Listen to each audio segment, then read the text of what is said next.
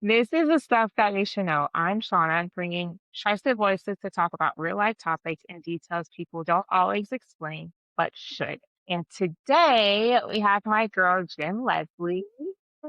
She is a fellow loan officer on Team Proffitt with myself, and we're going to chat today about mortgage, money, and women to round out Marriage History Month. So, Jen, are you super excited? Are you ready? I am so ready. So, all right.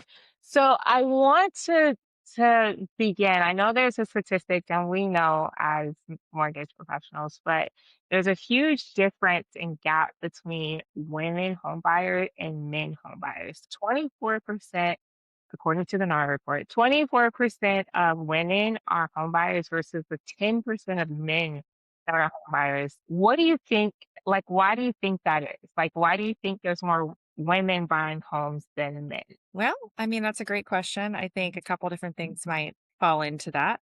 Number one, women traditionally make more of the financial decisions in a household. So if you're talking about married couples or long-term relationship type couples, they may not be the sole breadwinners. They may not be the ones that make the most money, but they typically the ones that drive the purchase decisions from Mhm. something as small as what we get at the grocery store to something as large as buying a home. So that's, I think, one thing. Mhm. Another thing is if you're talking about a single individual, there's a lot of single individuals out there these days, and it's taking a lot longer to get into relationships and to even get married if that's what they choose to do. Yeah. So if that's the case, you have a larger population of people at this critical age in our lives that are having to make those sort of decisions by themselves because they don't want to spend a ton of money renting anymore. They'd rather have some equity of their own in the form Yeah. of a home. Yeah. That's so true. I saw in my just thinking in my research, I saw something that said that women are the ones that generally have like the kids, right? So like full custody of kids, or they have to make those buying decisions based off of the kids because they're kind of, they're the single moms. So they're the ones making that decision. And I was like, huh, I never really, I guess not my kids, but I never really thought about that, like that they have to buy for their kids, and vice versa. Maybe the 10% of men are the single dads buying for their kids. But, I thought about that. I was like, okay, that could be true too, you know? Yes, definitely. Yeah. What do you think is the biggest misconception you hear in your space, in your mortgage world or our mortgage world about women and mortgages and financing, like home financing? What's like some of the biggest conceptions that you come across or that you think? I have mine, but Yeah. I still hear quite a few, women that I speak with, they don't know what they're talking about when it comes to finances, like that they let the men lead on that decision. Mhm, And I don't think that that's absolutely true. Like as a woman in my mhm. household, I am the one that pays all the bills, with Yeah, our blended funds and whatnot. But, right, I'm right. I'm the one that's responsible for, paying that bill, making sure every month that we're current. And then I also go to great lengths to just make sure that I'm, what am I trying to say? Consolidating everything on a monthly basis. I'm driving that discussion with my husband. So I don't think that I am the outlier there. I think that's actually more of the norm. So I think that's Mhm, probably the largest misconception is that women don't know anything about finances in that mm. they don't want to deal with it and they don't want to take control of that. That's so true. Yeah, I mean, same over here, but we do often hear a lot of times that there like a lot of women when they unfortunate circumstances or things like that, like they're like, "Oh, my husband dealt with all that," or things like that. But there is a lot of women who take control of the finances and know exactly like what's going on. I think I hear a lot like that they want so much in a home in the beginning, but they don't realize that this is like a starter home for some folks, or some women and things like that. Like you don't have to have all of it in the beginning, like start where you are, especially if you're a single woman with, single income. Like I think it'd be, I think that's the biggest misconception that they have to get everything that they want in their first home. And then, Yeah. well, like this is like start here and then go here and then go here and then go here, you know. Yep. I No, I think, completely agree. We hear that a lot too. do you They get think very that particular. yeah, yeah, very particularly. And I get it. I mean, you want what you want and you work hard for what you want, but I guess strategically thinking long term, how the first home could be a good home. Yeah. So, you think buying a home before marriage can actually be a positive financial move? Ooh. What would you tell It, the what would you tell the college kids and the women that, or even older women, whoever is not married? How would you think? Do you think that buying a home before marriage can actually be like a positive financial move? Hit me with the hard ones right out the gate, huh? So I Well, think it depends on the circumstances. uh-huh, Personally, I've seen some situations where I think it depends if you're trying to do it on your own or if you're trying to do it with a significant other or a uh-huh, friend or a family member. When you involve another party, um, it can get a little tricky, um, yeah. especially later on if things don't go as Mhm, planned, whether it's a relationship or you fall out with a family member or whatever the case may be.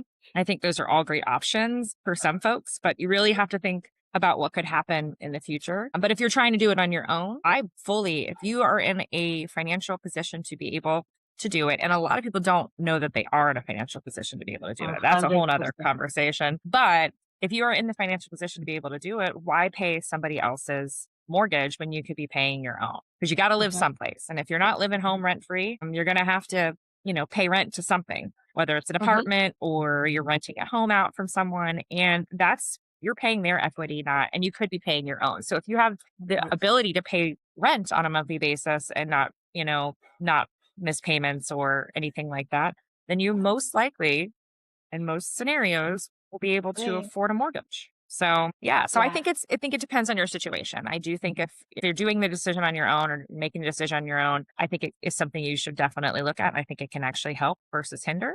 But mhm, if you are doing it as part of a joint venture, and you really just have to make sure that you understand how that could impact your situation later. yeah. What do you think? I know, like, obviously we talked about starter home and it being something that you start with, but like, what are the positive financial moves like that you can think of that would help them make that decision? And obviously, like I said, if you start at home, you don't have to be there for forever. You can keep going, and things like that. I know there's equity that you just start building. What do you can you think of anything else? I don't even know if there's really anything else to add to that, but I think you have to be realistic about what you're purchasing your first go around. Like my first starter home, I bought when I was 25. I bought a condo. I held on to that thing up until literally last year. So I'm 45. So 20 years it I was held on to like that so thing. good at 45, y'all. I'm just saying. And, did I make a bunch of money off of that transaction? No. But, there's a couple things that go on. You're building your financial confidence, which it's hard to put a price to what that means. When you do something like that at a young age and you see it through, like I bought that at 2005, which Wow. means 2008 happened shortly thereafter, and I Yeah. went from having a house that I purchased for a certain amount of money, and it was worth half. And at one point, I wasn't living here. I'd already moved up north. Like I was terrified. Like I was trying to rent it out. Not being around, I didn't really have the funds to have a management company help me with that. So I was trying to, use my own network from back here to get someone in the home. I had a series of horrific renters. I had a lot of things that happened from pipes bursting upstairs that flooded my kitchen area to I had a tenant that had a big dog and it bit a resident in the community. So I weathered a lot of storms with that condo. And you know what? I made it. I made it. I survived it. I Mhm. didn't go bankrupt. I didn't miss any payments. Like that's confidence that I can't put a price on because it Yeah, for sure. set me up to make other financial decisions in my life that I knew I could handle. 'Cause that's a Yeah. very big, decision and responsibility to take on. So I think there's financial confidence. So that's one aspect of it that gets built. Um, and then just in general, financial wealth, that's pretty common thing to think about. You have an asset, right? That's an asset that you've added to your portfolio. And most of the time, real estate assets don't depreciate too much. If anything, Mhm, you usually break even or make money off of your real estate if you bought it smartly and you haven't overpaid. mhm, But, for the most part, you hang on to that asset and you're either going to break even or make a little money off of it at the end of the day. So I think that's an aspect of it as well. And then there's just something nice to have. if you go through a rough patch in life or something, like not that this happened, but if I had, I could very well know that I have that condo that I could go to, right? Like if things weren't going right in my marriage or something, like I have that space that's mine. I was the only one on Mhm, that. So mhm, I think there's a lot of really great intrinsic benefits to having property. I mean, it's the tale as old as time, whether it be land or property. Like people have been trading for property for hundreds of mhm. thousands of years. You know what I Definitely. mean? Yeah, So it's for sure. obviously valuable. Yeah, that's so true, and I think you obviously learn a lot along the way, like, in your experience with the condo and things like that, like, you learn a lot, so even with that, you get, like you said, that confidence, like, getting that down and be able to move to the next, and I know several people that use that and just leverage and leverage and leverage and leverage and leverage and leverage, multiply it over and over again, so they have a portfolio. I mean, some people start with Yep. one and keep one, and some people go and have a bunch, and as they improve their assets, their confidence, finances, like always improve with that. I think I don't know, I don't see really any downfalls. Guess unless it just obviously doesn't work out for you on your own and you need more income or for stability, things like that. But there's always positives. And Love that. you learn from things that happen too. Like even if you have, I mean, I know friends of mine that have had short sales or foreclosures, and it's Mhm. something that they went through in their life and they've learned from it. And we deal with it all the time, right? Every Yeah. single day we have people that are like, oh, I don't think I could buy a house. I had a foreclosure 10 years ago. It's like, you could still buy a Yeah. house. It's Secrets okay. out. You're gonna be okay. You're gonna be okay. If anything, you've learned from that experience, Exactly. right? Like, so it's gonna be okay. Let's shift a little bit and talk to life after divorce, life after, unfortunate situations, maybe things don't work out, whatever the case may be. So, what does that look like? And we deal with a lot of people like this too, a lot of women specifically like this that have life after divorce, have to move on, have to rebuild, start all over. And I mean, it's horrific in it. I'm sure I haven't been through it, but it's horrific. So, what happens? What are some options that they have as women going through a divorce or after divorce for homeownership? What does that look like? And what are some like stepping stones for them to get through that? Like what would be the first step in your mind that you would think of? Obviously that's a really terrifying decision. I think some people say a marriage is far too long because they're scared of what that all means, right? You've built a family together, you've built a marital home together, you've done all these things together, and now all of a sudden you're not, right? And so that's Mhm, terrifying. So I think, one of the first things you have to really do is, despite the obvious, talk to a professional, like in terms of lawyers and all that kind of stuff. But if you mhm, are trying to hang on to the marital home, you've raised your kids there, whatever the case is, and you have the memories there and you've put a lot of time and effort, you need to talk to a lender. You really need to get an idea for whether or not you qualify for that home on your own. That is the mhm, toughest first conversation to have because not every, person in the household either works, or if they do work, they may not be the sole breadwinner. And that home might have been purchased with both incomes, right? So now you got to figure mhm, out, can I qualify for this on my own? It's the first step. So if you can, that's fantastic. Great. And that's where us as lender professionals can help navigate that and help you decide, first of all, because it could be a scenario where you don't qualify for it on your own. That doesn't mean you don't have other options, right? I mean, you and I both know they can get cosigners. They can, right. um, yeah, there are definitely options. However, sometimes the only option is to sell the marital home, which is Uh-huh. which is tough. And then they're like, okay, well, now I gotta look at what my next step is. Do I have to rent or can I afford something smaller? Right. So that's where our professional lending brains have to come in and analyze the situation and look at all the full credit and income picture and decide what's the next best move for you financially. Yeah, I think that, if we think about why would they have to refinance, like in what cases? I know everybody is going to be a little bit different, but, maybe like you said, one person wants to stay in the home, the other person doesn't want to stay in the home. Or, sometimes we have to, refinance and take some funds out to buy that person off of the home. First step is get a good Or attorney. something. For sure.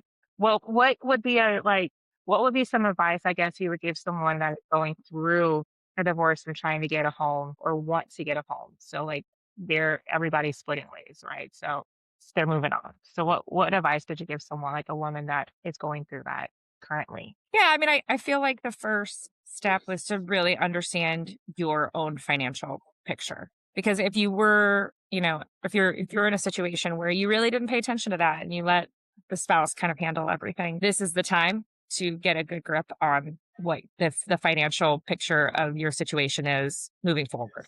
What's happened in the Yeah. past has happened in the past. Now you've got to really understand, do you work? And if you do, what do you make? Like, what do you make monthly? I'm constantly shocked about how many people really don't understand what they bring home on a monthly basis. So just really sitting down and understanding your financial picture. What are you spending every month? Mhm. Obviously Mhm. that's going to change a little bit when you're not Yeah. together with somebody. Like that's a little different, but you really have to think about that kind of stuff because you have to build out a budget for yourself to understand, can you afford to keep this house or to buy a new home? Or maybe renting's the best option, right? Like so first step, really just start to understand what your financial picture is, understand what you spend your money on, because we're creatures of habit, and then understand, yeah, start to build out a budget for yourself because that's really going to guide your decision making moving forward. Yeah, for sure. I think we've come across a lot of women that, again, going back to the beginning of the conversation, are just haven't really dealt with their finances, so they're unsure of what that looks like. And it's not to say that you can't try. I mean, you can, depending on your situation. Everybody's different. I think again, getting a good attorney, but also like Yeah, if you are selling your home, figuring out and having maybe a conversation with your agent of like how much of that proceeds, okay, what of this proceeds are you getting? Can you put down on a down home? And that's kind of where mortgage professionals and lenders come into play because we can talk you through those things as well. And that'll kind of I think that maybe eases someone into mind on like, okay, well, I don't have to come out of pocket with money I don't have or spend money I don't know if I make or things like that. Like we don't want you to spend all of your money. We only want you to spend a portion of your money. And even though you think that you can spend all of your money, we don't want you to spend all of your money. you need to have Um, a little safety net.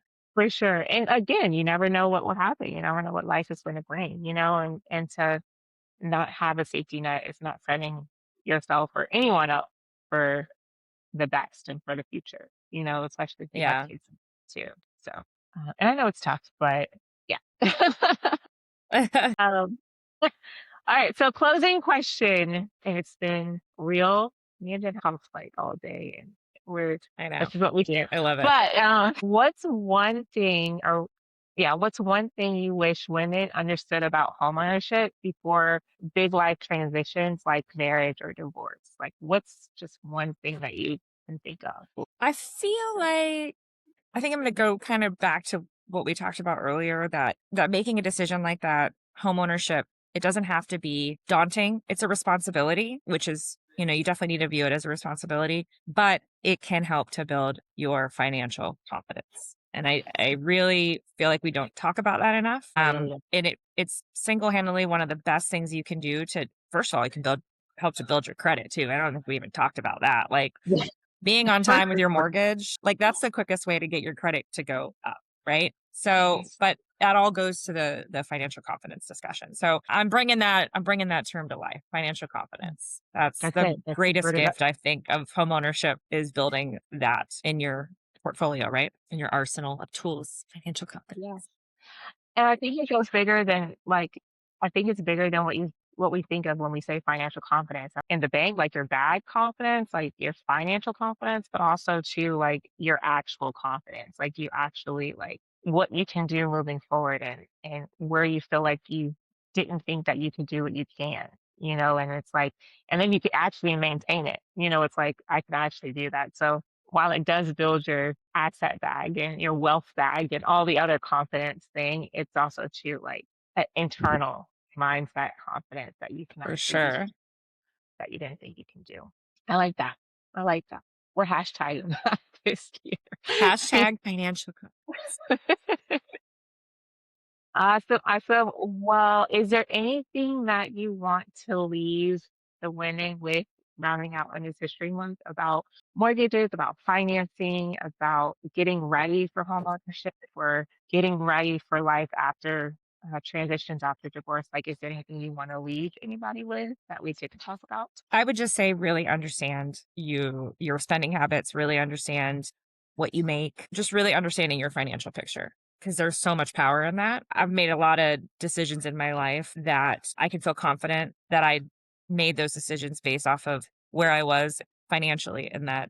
that state of my life. And I wasn't raised with a lot of I didn't have parents that basically told me, how to manage my money. It was something that Yeah. I was kind of like self-taught. Mhm. And one of the I mean, it just gives you so much freedom. So just really understand your own financial picture and it'll change and it's fluid and that's okay. And that's good. Mhm. And in theory, it would go up, but there'll be times, right? And you can weather a lot of storms just understanding that. So that's my nugget of wisdom. But and I think this podcast is really geared towards the stuff that we don't know. I mean, it's literally the stuff that we don't know, right? So it's like what we don't know, parents didn't teach us or school didn't teach us or things like that. And that this is the reason for this podcast. So I appreciate your nugget of wisdom and giving that to us and your stories behind it. Because obviously sharing stories is the best way and being relatable, right? So I appreciate you. I appreciate your time.